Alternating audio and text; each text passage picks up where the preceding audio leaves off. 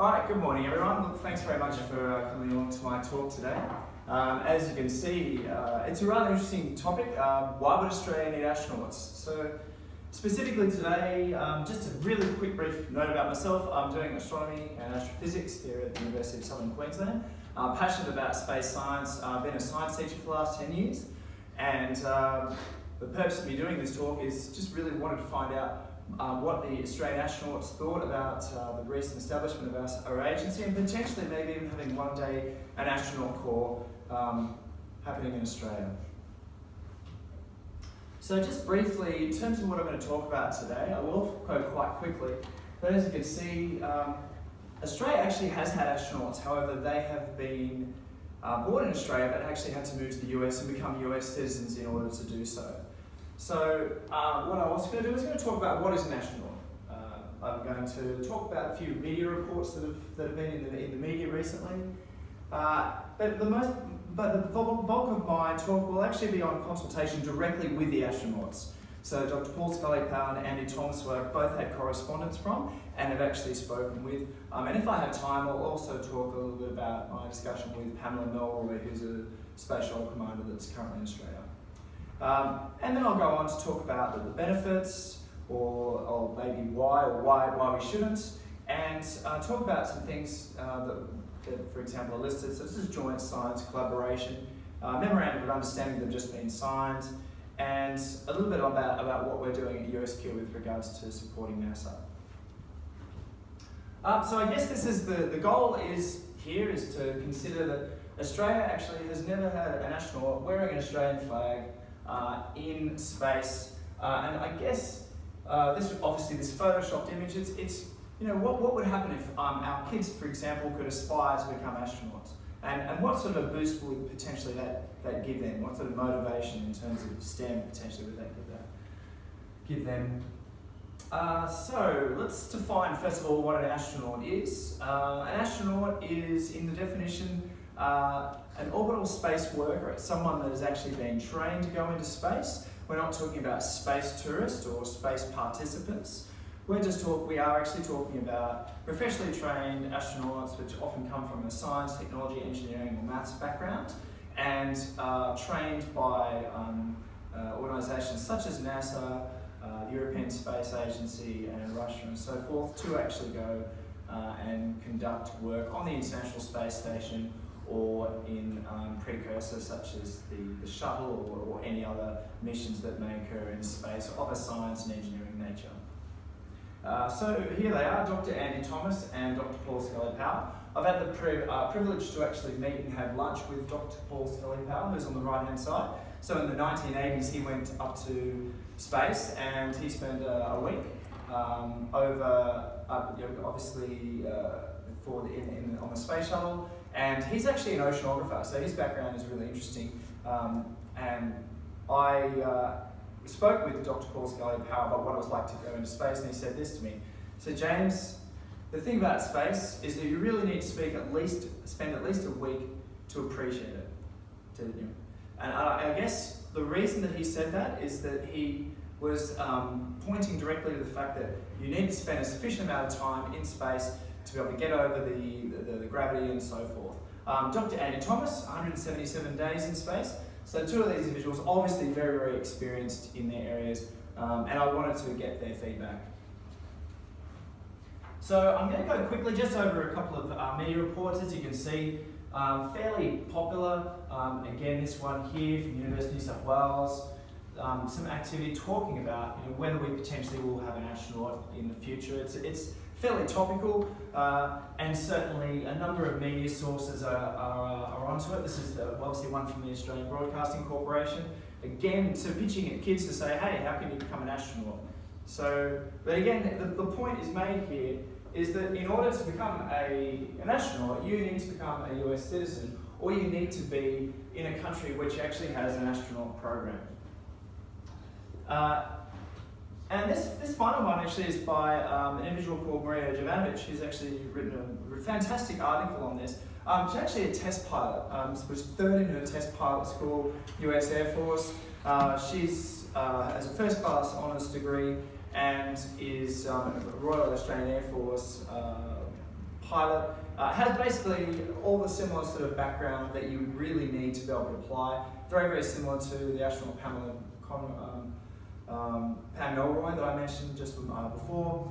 And again, she brings up the point that she'd love to be on the national, but she actually cannot because there's no plan to actually have Australian astronauts at the moment. And you know, again, the point is that you have to move overseas if you do wish to do it. So again, I guess that sort of brings up the point, and this is just another quick one. We're obviously bringing astronauts over to do media appearances, talking to our kids, and yet we don't have Australians that are actually astronauts that haven't had to move to overseas. There was one other astronaut that did get all the training, that's PK Chapman, that didn't go into space. So there are actually 3 trained Australians that have actually had the training. However, only 2 of them have been into space. So this consultation, I'm going to read out a couple of points just on consultation with Dr. Paul Scully-Power and Dr. Annie Thomas. And this is what Paul Scully-Power says. The model on establishing an Australian astronaut corps would be Canada. The Canadian Space Agency has agreed with NASA to provide Canadian astronauts to NASA.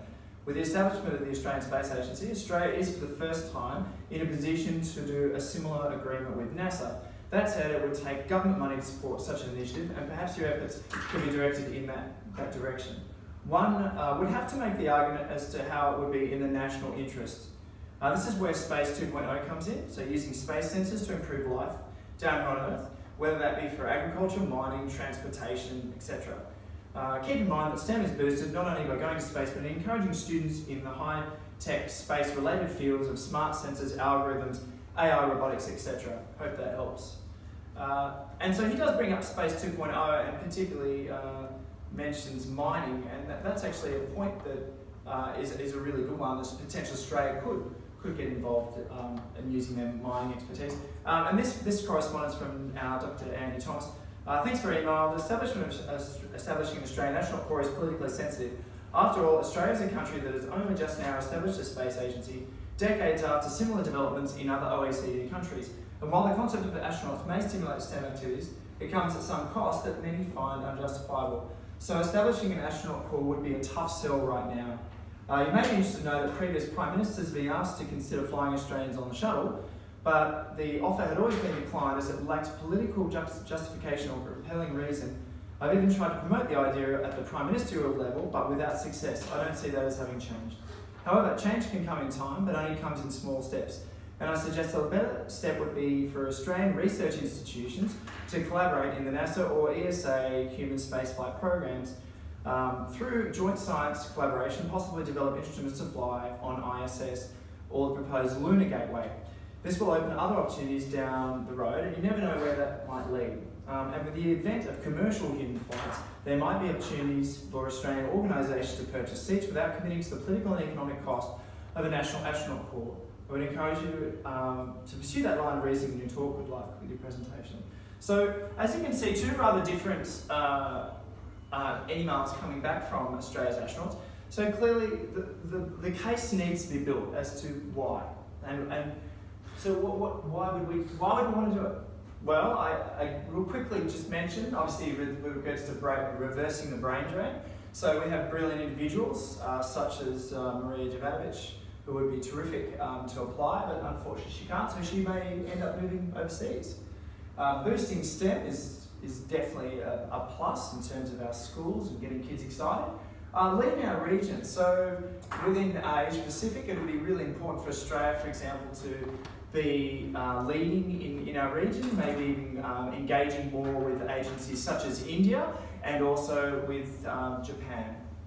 And it's really the science that we want to achieve here. So the science in orbit, the International Space Station, there's been a year of STEM on station with teachers on board teaching from the space station. So that as a concept is really strong. Like, it's a really good way of engaging with kids and with the wider community. And finally, these points in terms of Cis Lunar Gateway and so forth, and using mining to be able to do so. This is just a quick picture, really just to sort of emphasise that science is important in orbit and around other objects, because we really want to be able to put ultimately sciences on the ground. So AI is very, very good, However, it's not necessarily the be-all, end-all.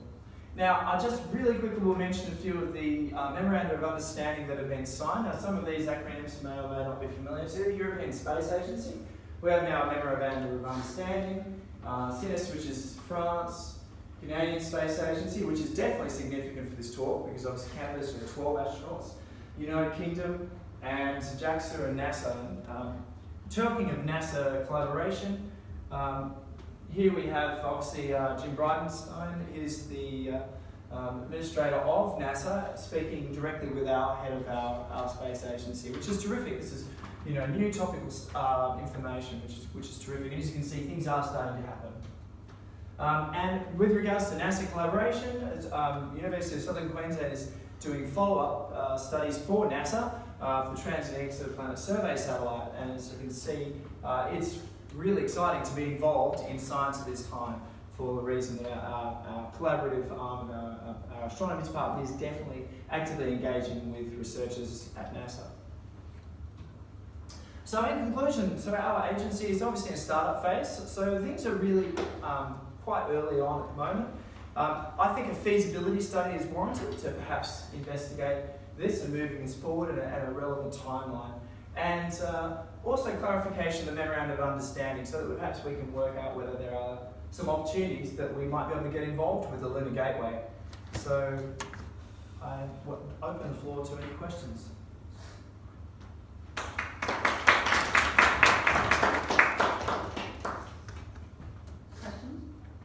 Someone must have a question. India, for example?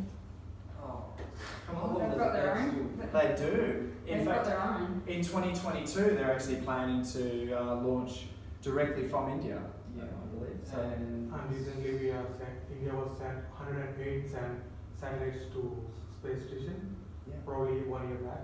That is a big achievement in India. Well, that was the group, remember that group that sent the lander to